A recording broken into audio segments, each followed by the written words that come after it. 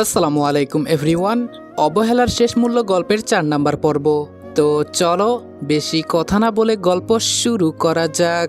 কিছুক্ষণ পর ডাক্তার চলে আসলো, আর ডাক্তার আমার অবস্থা দেখে বলল, এটা তো ইমার্জেন্সি একটা রোগী, তাড়াতাড়ি ওকে হাসপাতালে নিয়ে যেতে হবে।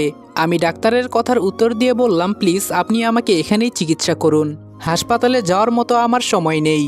সাজিদও আমার সাথে তাল মিলিয়ে একই কথা বলল। ডাক্তার আমাদের কথা শুনে কি আর করবে, যতটুকু সম্ভব ট্রিটমেন্ট করে চলে গেল। শুধু বলে গেল যেন নিজের খেয়াল রাখি, তাহলে খুব তাড়াতাড়ি সুস্থ হতে পারবো। ডাক্তার চলে যাওয়ার পর সাজিদ বলল, তোকে এভাবে কে মারলো? আমি বললাম, ভাগ্য ভালো ছিল এজন্য বেঁচে ফিরে আসছি, না হলে ওরা আমাকে মেরেই ফেলতো। সাজিদ বলল, কি হয়েছে আমাকে সবকিছু খুলে বল। আমি বললাম, তুই শুনে আর কি করবি, এক কাজ কর, আজকে রাতের মাঝে তুই আমার কোনো একটা ব্যবস্থা করে দে, আমাকে যত তাড়াতাড়ি সম্ভব এখান থেকে পালাতে হবে। সাজিদ বলল, আগে কি হয়েছে সেটা আমাকে বল, আমি পরে দেখছি কি করা যায়। আমি সাজিদকে এক এক করে সবকিছু বললাম। সাজিদ সবকিছু শুনে ওর বিছানার নিচ থেকে পিস্তল নিয়ে বলল, আজকে তোর বোন সহ ওই পাভেলকে আমি মেরে ফেলবো, ওদের কত বড় সাহস তোর গায়ে হাত দেয়। আমি সাজিদের হাত ধরে বললাম, থাক তুই বাদ দে, এখন এসব ঝামেলায় জড়িয়ে কোনো লাভ নেই। আমি তোকে কি বলেছিলাম মনে আছে? সাজিদ বলল, তুই আমাদের বাসায় থাক, আমি দেখব তোকে কে কি করে। আমি বললাম, প্লিজ সাজিদ, তুই একটু বোঝার চেষ্টা কর, আমি এখানে থাকতে চাই না, ওরা আমার সব কিছু কেড়ে নিয়েছে। সাজিদ একটু চিন্তা করে বলল, আমার নানার বাড়িতে তুই চলে যা, আমার বড় মামা তার কোনো ছেলে নেই, আমাকে সবসময় বলতো ওখানে থাকতে, কিন্তু আমি যাই নাই, তুই বরং চলে যা। আমি বললাম, আমি তোর নানা বাড়িতে যাব না, অন্য কোথাও। সাজিদ বলল, আমি একটা ঠিকানা লিখে দিব, তুই সেই ঠিকানায় গিয়ে মালিকের হাতে শুধু চিঠিটা দিবি, বাকিটা ওরা দেখে নিবে। আমি বললাম, কিন্তু ওরা তোর কি হয়? সাজিদ বলল, এটা বললে তুই যেতে না করবি, এজন্য বলবো না, তুই আগে সেখানে যা, অনেক ভালো লাগবে, বিশেষ করে জায়গাটা তোর অনেক ভালো লাগবে, আর ওরা তোকে তাদের ছেলের মতোই দেখবে, দেখিস। আমি বললাম, আমি শুধু তোর ভরসায় যাব, তার আগে আমার কিছু কথা। সাজিদ বলল, হ্যাঁ বল। আমি বললাম, তুই এসব কথা কাউকে বলতে পারবি না, আর আমার বিষয় নিয়ে তুই কাউকে কিছু বলবি না, শুধু একটাই শেষ কথা বলবো, তুই আমার ছোট বোনকে একটু দেখে রাখিস, ওর যেন কিছু না হয়। সাজিদ বলল, আরে তুই কোনো চিন্তা করিস না, মিষ্টি শুধু তোর একার বোন না, ও তো আমারও বোন হয়। আমি সাজিদের মাথায় হাত দিয়ে বললাম, আমার কসম লাগে তুই কাউকে কিছু বলবি না যে আমি কোথায় গিয়েছি, তোর জীবন থাকতে কাউকে বলতে পারবি না আমি কোথায় আছি। সাজিদ বলল, কিন্তু এমনটা কেন রনি? আমি বললাম, তোকে অবশ্যই বলবো, আর আমি সেখানে যাওয়ার পর তুই আমার সাথেই কেন, ওই পরিবারের সাথেও কোনো যোগাযোগ করতে পারবি না, শুধু আমার কলেজ থেকে ট্রান্সফার নিয়ে দিবি, তাহলেই হবে। সাজিদ বলল, এটা কি কথা বললি রনি, আমি তোর বন্ধু, যেখানে আমি তোকে সবকিছু ব্যবস্থা করে দিচ্ছি আর আমি তোর সাথে কথা বলতে পারবো না? আমি মন খারাপ করে বললাম, থাক তোর তাহলে কিছুই করতে হবে না, তোকে আমি আমার সবচেয়ে কাছের বন্ধু মনে করি, আর তুই। গাইস, তোমরা কি জানো আমি ওয়ানেক্সে গেম খেলার মাধ্যমে প্রতিদিন টাকা আয় করি। এই আইপিএলে তোমাদের পছন্দের টিমের ওপর বাজি ধরে তোমরাও যদি আমার মতো টাকা আয় করতে চাও, তাহলে এখনই গুগলে ওয়ানেক্স সার্চ করে অফিসিয়াল ওয়েবসাইটে গিয়ে রেজিস্ট্রেশন করো। আর রেজিস্ট্রেশনের সময় যদি আমার দেওয়া special promo code RED18 use করো, তাহলে অসংখ্য বোনাস এবং ফ্রি স্পিন পেয়ে যাবা। আর ওয়ানেক্স কিন্তু একটা ইন্টারন্যাশনাল লাইসেন্সকৃত প্ল্যাটফর্ম এবং সবচেয়ে বিশ্বস্ত। এখানে তোমরা ক্রাশ ক্রিস্টালের মতো গেম খেলে সহজেই টাকা আয় করতে পারবে, এবং বিকাশ নগদের মতো সকল মোবাইল ব্যাংকিং অ্যাপের মাধ্যমে সহজেই তোমরা তোমাদের জেতা টাকা তুলতে পারবে। আর 24 ঘন্টা 7 দিন কাস্টমার সাপোর্ট সুবিধা তো রয়েছেই, তাই আমি এটা ব্যবহার করে আমার রেগুলার হাত খরচের টাকা আয় করি, তোমরাও ট্রাই করে দেখতে পারো। সাজিদ বলল, ইমোশনাল ব্ল্যাকমেল করিস না। আচ্ছা ঠিক আছে, তোর কথাই রইল, আমি তোর সাথে কেন ওই পরিবারের সাথে কোনোদিন যোগাযোগ করব না, তোর ট্রান্সফারের সব কাগজপত্র আমি মেসেজ করে পাঠিয়ে দিব, যা আমিও তোকে কথা দিলাম। তবে আমার একটা কথা। আমি বললাম, হ্যাঁ বল, সমস্যা নেই। সাজিদ বলল, তুই যখন এখানে আসবি তখন যেন আমি তোকে প্রতিষ্ঠিত হতে দেখি, আর সাথে আমার জন্য একটা সুন্দর ভাবি নিয়ে আসবি, এটা আমাকে তুই কথা দে। আমি সাজিদের হাত ধরে মুচকি হাসি দিয়ে বললাম, যা আমিও তোকে কথা দিলাম। সাজিদ বলল, তাহলে আগে তুই সুস্থ হ, পরে যাবি। আমি বললাম, তুই আমাকে আজকে রাতে একটা ব্যবস্থা করে দে, আমি এখনই চলে যেতে চাই। সাজিদ বলল, কিন্তু তুই তো অসুস্থ, যাবি কিভাবে? আর আজকে এখানে থেকে রাত 2টা বেজে একটা ট্রেন যাবে, কিন্তু তুই।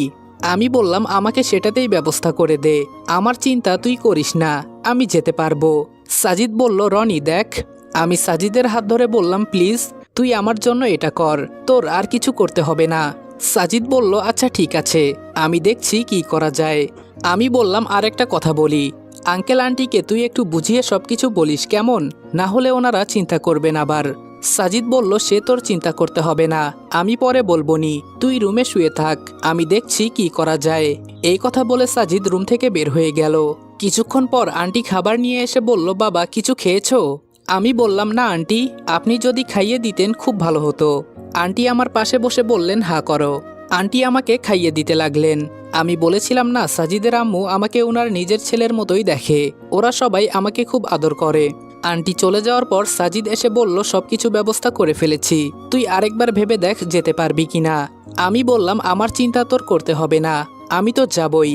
সাজিদ বলল, তোকে বললেও বুঝবি না, ঠিক আছে যা, তবে এখন একটু ঘুমিয়ে নে, সময় হলে আমি তোকে ডেকে দিব। সাজিদের কথা মতো ঘুমিয়ে গেলাম, কারণ আমাকে আবার রাত 2টাতে উঠতে হবে। চোখ বন্ধ করে ঘুমিয়ে গেলাম। মাঝরাতে সাজিদের ডাকে ঘুম ভাঙলো। আমি ঘুম ঘুম চোখে সাজিদের দিকে তাকিয়ে বললাম, কি হয়েছে? সাজিদ বলল, তুই না বললি চলে যাবি, আর এখন ঘুম থেকে উঠতেই চাস না। আমি ধীরে ধীরে বিছানা থেকে উঠে ওয়াশরুমে গিয়ে ফ্রেশ হয়ে বাইরে এসে বললাম, এখন চল। সাজিদ বলল, হ্যাঁ চল, না হলে সময় শেষ হয়ে যাবে, পরে তুই যেতেই পারবি না। সাজিদ আর আমি হাঁটতে লাগলাম। এখান থেকে স্টেশন বেশি একটা দূরে নয়। যেতে যেতে সাজিদ বলল, যেখানেই থাকিস ভালো থাকিস, এটাই দোয়া করি, আর ভুলেও পড়াশোনা ছেড়ে দিস না। আমি বললাম, হ্যাঁ এটা তোর বলতে হবে না। দেখতে দেখতে স্টেশনে চলে আসলাম। সাজিদ আমার হাতে অনেকগুলো টাকা দিয়ে বলল, এগুলো আমি তোকে দিলাম, জানি তুই নিতে চাইবি না, তুই যখন ইনকাম করিস তখন আমাকে ফেরত দিয়ে দিস। সাজিদের হাত থেকে টাকাগুলো নিয়ে পকেটে ঢুকিয়ে বললাম, তুই তো দেখি ভালো করে জানিস কিভাবে আমাকে টাকা দিলে আমি রাখবো। সাজিদ হাসি দিয়ে বলল, সে তো তোর সাথে থাকতে থাকতে সবকিছু শিখে গেছি। ট্রেন আসতে আসতে সাজিদ আমাকে সবকিছু বলে দিল কিভাবে কি করতে হবে, আর অল্প কিছুক্ষণের ভেতরে ট্রেন এসে গেল। আমি সাজিদকে বিদায় দিয়ে ট্রেনে উঠে গেলাম। আমার সিট খুঁজে আমি বসে গেলাম। আমার পাশে একজন মুরব্বি বসেছে। কথা বলার মতো মানুষ না পেয়ে ঘুমিয়ে গেলাম। যখন ঘুম ভাঙলো তখন দেখি হালকা হালকা সকাল হয়ে গেছে। আর একটা স্টেশন পার হলেই আমি আমার গন্তব্যের জায়গায় পৌঁছে যাব। অবশেষে এসেই গেলাম। ট্রেন থেকে নেমে একটা রিক্সা নিয়ে সাজিদের বলা ঠিকানায় যেতে লাগলাম। তবে আমি যেদিকে যাচ্ছি দেখে মনে হচ্ছে যেন এটা একটা গ্রামের মতোই। শহরের ভেতরে যে এত সুন্দর একটা জায়গা আছে এটা আমার জানা নেই। কে বলবে এটা একটা শহর? প্রথম দেখে সবাই মনে করবে এটা একটা গ্রাম। চারদিকে গাছ আরো কত কি, পুরোটাই দেখার মতো। রিক্সাওয়ালা আমাকে নামিয়ে দিয়ে বলল, আপনি যেটা খুঁজছেন ওই যে দূরে একটা বাসা দেখা যায় ওইটাই। রিক্সাওয়ালাকে ধন্যবাদ দিয়ে আমি সামনে যেতে লাগলাম। বাসার সামনে সুন্দর করে লেখা আছে কামাল ভিলা। হ্যাঁ, সাজিদ আমাকে এই বাসার কথাই বলেছে। আশেপাশে এত বাড়ি নেই, তবে যা আছে পুরোটাই দেখার মতো। কি সুন্দর মাঠ, ছোট ছোট ঘর। সত্যি সাজিদ আমাকে এখানে পাঠিয়ে ভালোই করেছে। বাসার সামনে ছোট একটা ছেলে খেলা করছে। সকাল সকাল বাচ্চাটাকে এখানে খেলা করতে দেখে মনে মনে বললাম, সত্যি গ্রাম অঞ্চলের পরিবেশ একদম মুগ্ধকর। বাচ্চাটা আমাকে দেখে আমার দিকে এগিয়ে এসে বলল, আঙ্কেল এখানে কেন দাঁড়িয়ে আছেন? দেখতে তো একদম পাগলের মতো লাগছে। পাবনা থেকে কি পালিয়ে এসেছেন নাকি? মনে মনে বললাম, যাস শালা, এই বাচ্চাটা আমাকে পাগল বানিয়ে দিল। দেখে তো মনে হয় বয়স এই 9-10 হবে, কিন্তু কথাগুলো যে বলছে। আমি শুধু বললাম, আমাকে দেখে কি তোমার পাগল মনে হয়? ছেলেটা বলল, পাগল কি আর বলে, আমি পাগল। তবে আপনার এখানে কি চাই আঙ্কেল? আমি বললাম, আমি কে জানো তো? আমি ছোট বাচ্চাদের ধরে নিয়ে গলা কেটে ফেলি, আর আজকে তোমাকে আমি ধরে নিতে এলাম। ছেলেটা জোরে চিৎকার দিয়ে ভেতরে যেতে যেতে বলল, আম্মু দেখে যাও, পাগল এসেছে আমাদের বাসায়, ও নাকি আমার গলা কেটে নিয়ে যাবে। ছেলেটার চিৎকার শুনে বাড়ির ভেতর থেকে একজন মধ্যবয়স্ক মহিলা বের হয়ে আসলো।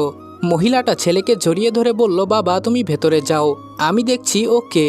ছেলেটা ভয় পেয়ে বলল, আম্মু তুমি ওর কাছে যাবে না, ও তোমার গলা কেটে নিয়ে যাবে। আমি ছেলেটার কথা শুনে মনে মনে হাসছি। মহিলাটা ছেলেটাকে ভেতরে পাঠিয়ে আমার কাছে এসে বলল, কি চাই এখানে, আর তুমি কে? আমি আন্টিকে সালাম দিয়ে বললাম, ভালো আছেন আন্টি? আন্টি বললেন, হ্যাঁ বাবা আমি ভালো আছি, কিন্তু তুমি কে? তোমাকে তো চিনলাম না। আমি বললাম, এটা কামাল আঙ্কেলের বাসা না? আন্টি বললেন, হ্যাঁ তুমি ঠিক ঠিকানাতেই এসেছো, কিন্তু আমি তো তোমাকে চিনতে পারলাম না। আমি আন্টির হাতে চিঠিটা ধরিয়ে দিয়ে বললাম, এটা একটু পড়েন কষ্ট করে। আন্টি আমার কথা শুনে চিঠিটা পড়ে একটা হাসি দিয়ে বলল, সাজিদের বুদ্ধি আছে বলতে হবে, ভেতরে চলো। আমি আন্টির পেছন পেছন ভেতরে চলে গেলাম। ভেতরে গিয়ে আমি তো পুরাই বোকা হয়ে গেলাম। কি সুন্দর একটা পরিবেশ ভেতরে, দেখে যেন মন জুড়িয়ে গেল। হঠাৎ কোথায় থেকে একটা ছেলে এসে বলল, খালা এই কি সেই ছেলে যার সবকিছু কেটে ফেলেছে? ছেলেটার কথা শুনে আমি তো লজ্জায় পড়ে গেলাম। কি বলছে এই ছেলে? ওর কি মাথা খারাপ হয়ে গেছে? আন্টি আমার দিকে তাকিয়ে হেসে বলল, বাবা কিছু মনে করো না, ও আসলেই সবকিছু সংক্ষেপ আকারে বলে। আর ও হলো রহিম, আমাদের বাসার ড্রাইভার ও কাজের ছেলে। আসলে সাজিদ ফোন করে বলেছে তোমাকে নাকি কে মারতে চেয়েছিল, দেখি কোথায় কেটেছে। আমি হাসি মুখে বললাম, থাক আন্টি, বাদ দেন। আবার সেই পিচ্চি ছেলেটা আমাদের সামনে এসে ওর মাকে বলল, আম্মু তুমি এই পাগল আঙ্কেলকে বাসার ভেতরে কেন নিয়ে এসেছো? আন্টি বললেন, যাও বাবা, ভেতরে গিয়ে খেলা করো। আর ও হলো তোমার সাজিদ ভাইয়ের বন্ধু, আর ভাইয়ের সাথে কেউ এভাবে কথা বলে? ছেলেটা কিছু না বলে চুপচাপ ভেতরে চলে গেল। আন্টি আমার কাছে এসে বলল, কোথায় কেটেছে দেখাও তো আমাকে। কি আর করার, শার্টটা পেছনে একটু তুলে দেখিয়ে দিলাম। আন্টি তো চোখ বড় বড় করে বলল, এতটা কেটে গেছে? আর তুমি এই অসুস্থ শরীর নিয়ে? আমি আন্টিকে থামিয়ে বললাম, থাক আন্টি, বাদ দেন, সব কিছু ঠিক হয়ে যাবে। আপনি আমার একটু। আন্টি আমার কথা আটকে দিয়ে বলল, আজকে থেকে তুমি এখানেই থাকবে। সাজিদ আমার ছেলের মতো, ওর জায়গায় তুমি এসেছো। রহিম, ওকে ওর রুম দেখিয়ে দাও। আর রিয়াকে বলবে স্কুল থেকে আসার সময় একজন ডাক্তার সাথে করে নিয়ে আসতে। রহিম আমার ব্যাগটা হাতে নিয়ে বলল, চলেন সাহেব, আপনি রুমে গিয়ে সবকিছু খুলে রেডি হয়ে যান। আন্টি রহিমকে তাড়াতাড়ি বলল, তোমাকে কতবার বলেছি রহিম, এমন সংক্ষিপ্তভাবে প্রশ্ন করবে না, নতুন মানুষ ও কি মনে করবে। রহিম আন্টিকে সরি বলে আমাকে বলল, চলেন। আমি শুধু মনে মনে বললাম, এই ছেলে আমাকে পাগল করবে, না হলে আমি এদের যন্ত্রণায় এমনিই পাগল হয়ে যাব। রহিম ভেতরে যেতে যেতে বলল, আমি আসলেই বলছি, আপনি ভেতরে গিয়ে ফ্রেশ হয়ে নিন, ডাক্তার এসে আপনার চিকিৎসা করবে।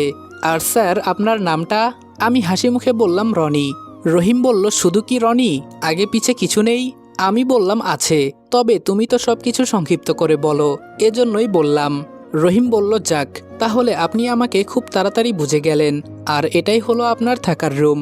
রুমের চারপাশে একবার তাকিয়ে বললাম, রুমটা অনেক সুন্দর আছে। তাছাড়া রহিম মিয়া, তুমি কিন্তু খুব মজার মানুষ। রহিম বলল, সে হয়তো, তবে একটা কথা স্যার। আমি বললাম, হ্যাঁ বলো, আর আমাকে স্যার বলতে হবে না। রহিম বলল, তাহলে কি বলবো? আমি বললাম, আমার নাম ধরে ডাকতে পারো। রহিম বলল, ঠিক আছে, এই বাসায় আসছেন ভালো কথা, তবে দুইটা মেয়ের থেকে দূরে থাকবেন। একটা হলো রিয়া, যার কথায় এই বাসার সবাই চলে, আর একটা হলো ওই পাশের বাড়ির পরী, ওদের কাছ থেকে দূরে থাকবেন, না হলে আপনার ওটা কেটে নিয়ে ক্রিকেট খেলবে। আমি ঘাবড়ে গিয়ে বললাম, ওটা মানে? রহিম বলল, আরে স্যার, আপনার মন, শুধু উল্টাপাল্টা চিন্তা করেন আপনি। আমি মনে মনে বললাম, এই সাজিদ আমাকে কোথায় এনে দিল, সব কয়টা দেখি পাগলের বাচ্চা, না জানি আরো কত পাগল আছে। রহিমকে প্রশ্ন করলাম, এই রিয়া আর পরীকে, আর ওরা কি এখানেই থাকে? রহিম বলল, ওরা কেউ এই পরিবারের না, তবে রিয়া সবচেয়ে ডেঞ্জারাস মেয়ে, ও কিন্তু আপনার ওটা নিয়ে। রহিমের মুখে হাত ধরে বললাম, ভাই তোর হাতে পায়ে ধরে আমি মাফ চাই, তবুও এমন কথা বলিস না। রহিম আমার হাত ছাড়িয়ে বলল, আপনি যেটা ভাবছেন আমি এখন এটাই বলেছি, এখন আর সংক্ষিপ্ত করে কিছু বলি নাই। এই কথা বলে রহিম হাসতে হাসতে দাঁত কেলিয়ে চলে গেল। কি আজব মানুষ এই পরিবারে। আর রিয়াটা কে? ওরা যদি এই পরিবারের কেউ না হয় তাহলে ওরা এখানে কি করে? ধুর, এসব চিন্তা করে আমার কি কোনো লাভ আছে নাকি? আমি শরীর থেকে শার্টটা খুলে বিছানায় শরীর হেলিয়ে দিয়ে শুয়ে পড়লাম। কখন যে ঘুমিয়ে গেলাম বলতেই পারি না। হঠাৎ করে মনে হলো